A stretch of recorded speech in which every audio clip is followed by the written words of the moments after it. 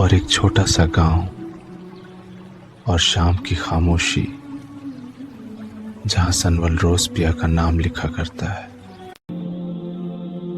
اور آج پیا پھر اس راستے سے گزری جہاں سنول انتظار کرتا ہے. دو نظریں، ایک لمحہ اور سنوال کی مسکراہٹ سب کچھ کہہ جاتی ہے.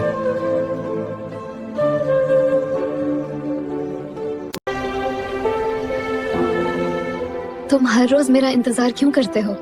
پیا، کیونکہ تم انتظار نہیں، میری دعا ہو. سنول کی بات میں وہ سچ تھا جو پیا کے دل کو ہلا دیتا تھا.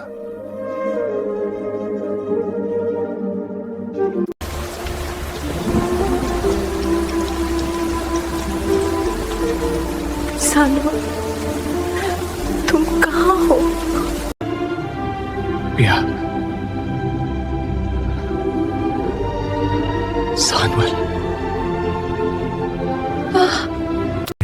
اور پھر دونوں ایک لمبے راستے پر ساتھ چل پڑتے ہیں جہاں محبت ہواؤں میں لکھی ہوتی ہے اور دعاؤں میں بس ایک ہی نام گونجتا ہے، پیا.